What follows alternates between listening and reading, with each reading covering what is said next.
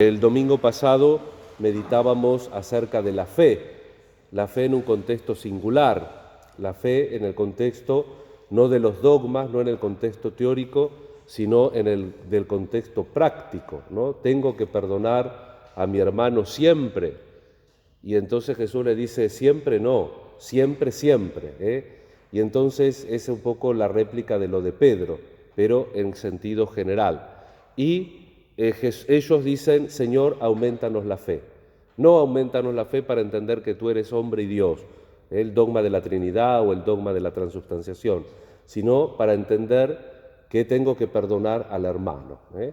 Y uno tiene que vivir siempre con el perdón hacia el otro, aunque después uno no modifique la conducta, porque hay conductas que no deben ser modificadas, pero siempre uno tiene, el perdón es estar en paz con el otro en el sentido de que no se siente uno ofendido por nada y que sobre todo le desea lo mejor. ¿Qué es lo mejor que podemos desear al prójimo? Que se salve, eso es lo mejor. Y en el camino de la salvación, cuanto más desprendimientos nosotros vayamos haciendo, del más difícil al más fácil, o si ustedes quieren, comenzando por los más fáciles, por ahí las cosas que no tienen que ver mucho con lo interior de la voluntad, con las inclinaciones, con el temperamento, y después también a llegar a eso también, ¿no? Aquellas cosas que están más unidas a la voluntad, que hacen parte de nuestra forma de ser y que a veces son más difíciles de combatir.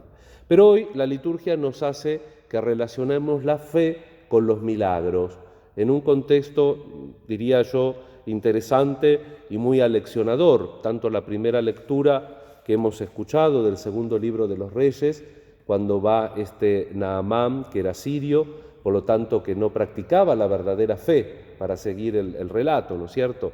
No practicaba la verdadera fe y sabía que en el pueblo de Israel, donde se practicaba la verdadera fe y se adoraba al verdadero y único Dios, había milagros. Y este hombre va con una carta de presentación y con muchos regalos, va al rey, de parte del rey propio. Y este rey dice, pero este otro rey, esto lo cuento porque no está en el texto de hoy, ¿no? Este rey me está declarando la guerra si yo no sé curar a nadie. Entonces una muchacha que servía en el palacio le dice, sí, majestad, pero está Eliseo. Ah, está Eliseo, dice el rey. Entonces lo manda el rey al profeta Eliseo, y Eliseo ni siquiera quiere salir de la tienda, ni siquiera quiere salir de la tienda a recibir a este muy bien recomendado Naamán el sirio. Y entonces le dice, ¿qué quiere? Que curarse de la lepra, una enfermedad terrible para la época. ¿Y qué tiene que hacer? Bañarse 7 veces. Que haga eso y listo, no hace falta que yo lo vea. Y entonces sale el sirviente, le dice esto y este se ofende. Dice, pero ¿cómo? En Siria hay ríos mucho mejores que el Jordán. Y es cierto, el Jordán es un río, digamos que no es una gran cosa, ¿no? Y entonces también, otra vez, una muchacha que lo atendía le dice, pero Señor, si el profeta te hubiera dicho que hagas una cosa rara, ¿vieron como hablando un poco de superstición entre nosotros? Hay cosas que llenan más los ojos y otras, ¿no? Te curan, por ejemplo, el mal de ojo con la oración y bostezan un poquito, y después te curan el mal de ojo con el agua y el aceite, y eso ya es más llamativo, ¿eh? De existir la curación, bastaría con la oración, digamos, ¿no? Y acá pasa lo mismo, dice la muchacha, si el profeta te hubiera dicho una cosa muy difícil, tú lo hubieras hecho. Te dice simplemente que te bajes 7 veces a bañarte al río. 1, 2, 3, y bueno, entonces afloja Naamán, hace eso y sale purificado. Y acá viene el corazón del relato de hoy. Este milagro no queda solo en milagro, queda en relación con Dios, porque sigue la mentalidad de él, que era una mentalidad fuera de toda religión y de la religión verdadera. Y entonces dice, mirá, yo traje todos estos regalitos, se los había traído al rey, pero como el rey no curaba, ahora le tocaban al profeta. Y el profeta, que no quería ningún protagonismo, dice, no, yo juro por Dios vivo que no aceptaré ningún regalo. Y entonces dice Naamán, bueno, ¿me puedo llevar 2 mulas de tierra de acá? Porque te prometo que no voy a adorar a otro Dios fuera del Dios de Israel. Hizo el camino de la fe. El milagro no quedó en el milagro, sino que el milagro cumplió su consigna de signo y produjo la relación con el verdadero Dios de Israel. Y eso pasa en el Evangelio con 10, con otros condimentos interesantes. Recordemos rápidamente cómo era la vida de un leproso. Cuando la persona tenía una mancha en la piel, tenía que ir al templo. Entonces había como, la medicina de aquella época era muy primitiva, ¿no es cierto?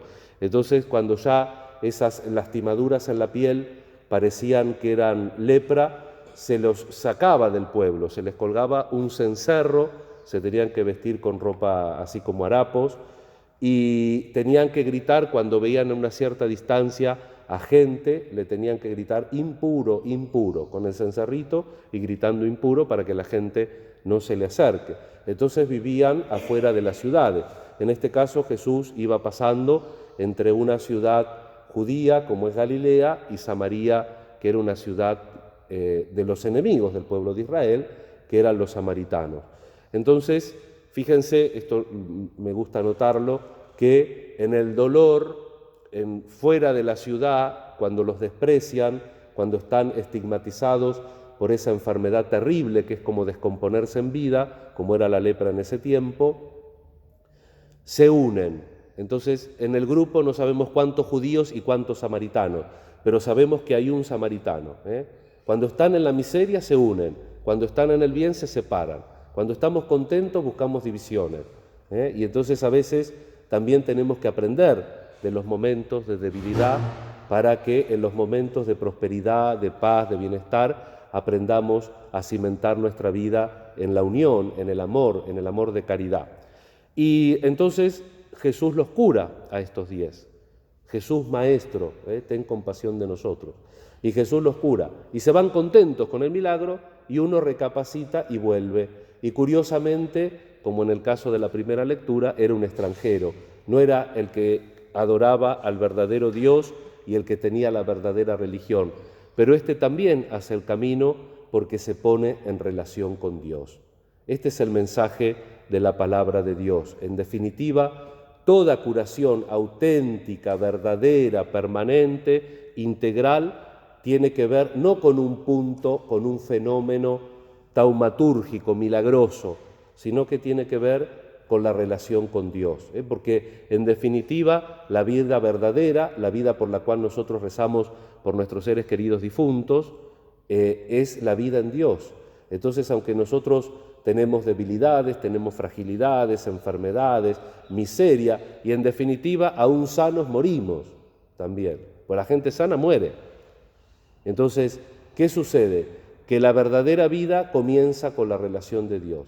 Entonces, en todos los estadios de la vida del hombre, cuando digo hombre hablo del varón y la mujer, por supuesto, en todos los estadios de la vida del hombre, nosotros tenemos que fructificar en la relación con Dios, crecer en la comunión con Él, porque eso también nos da la salud en el cuerpo y la protección en el alma, en el sentido de que en relación con Él también nosotros usamos nuestra libertad como corresponde y tratamos de vivir con fragilidades, con defectos, con imperfecciones, tratamos de vivir los mandamientos de Dios. Vamos a pedir en esta Eucaristía por todos nosotros, vamos a pedir por este temporal que hemos tenido. Algunos tenemos consecuencias pequeñas, como que desde ayer estamos sin luz. Vieron que uno a veces no sabe qué hacer, sobre todo sin internet, que uno está con...